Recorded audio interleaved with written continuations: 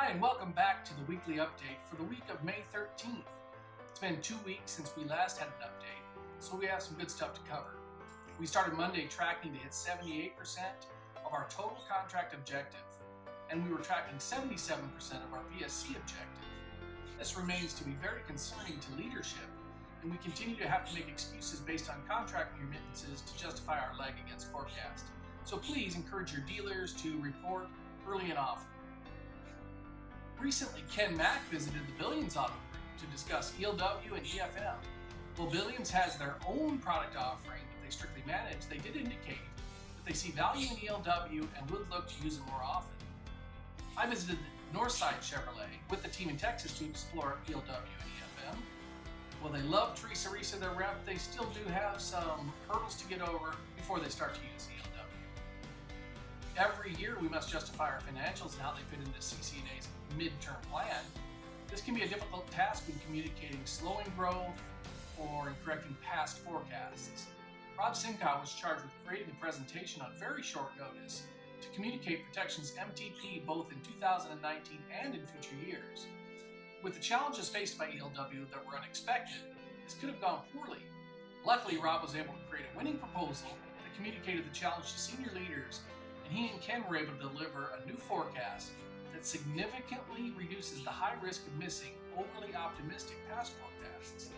Thanks to Rob and Ken for being bold and keeping the field's variable pay in the forefront when negotiating our future commitments. And again, areas to watch, with some dealers and field team members voicing concerns about ease of doing business in certain aspects of our value proposition. One area we need to improve as a field is in training dealers to utilize the online PPM claims processing system. It is simple and fast, but very few of us use it according to usage reports. This is something that the field team can help to increase dealer satisfaction. A meeting with all will be scheduled to cover this in more details. In addition to racing this summer, we've just announced an additional incentive. For those that exceed their best past performances, we'll add an additional $35 to the $40 incentive on VSC to make the total payout $75. We'll also be plussing up Appearance Guard for the first time ever to those that exceed the objective to a $50 total.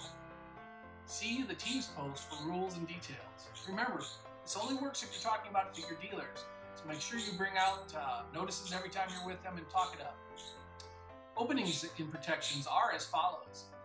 There's an RMP position in the Southeast region, and interviews are set for May 21st, and candidates have already been notified. Interview scheduled. An ADM position in Alabama and the Florida Panhandle with Ian Grenier as interviewer. An ADM in Fort Worth, Texas, Michelle Gutierrez is the interviewer. An ADM position in Arkansas, Michelle Gutierrez is the interviewer. An ADM in Albany, New York, Mikey O is the interviewer. An ADM in San Jose, California, Keto Singh is the interviewer. And an ADM in Jacksonville, Florida, with Ian Grenier as the interviewer. The home office team is working diligently to try to leverage existing GM opportunities and programs such as PACE, EBE, or SFE to include Protection. Multiple challenges stand in front of inclusion, but recent activities are creating light at the end of the tunnel for some meaningful inclusions to bolster Protection and the power of the brand. So stay tuned for more details as they become available in the coming months. A couple of pieces of Protection news. Teresa Risa had a birthday this week. And one of Dwayne Reed's son is graduating from law school this weekend. His other twin son should graduate from law school next year.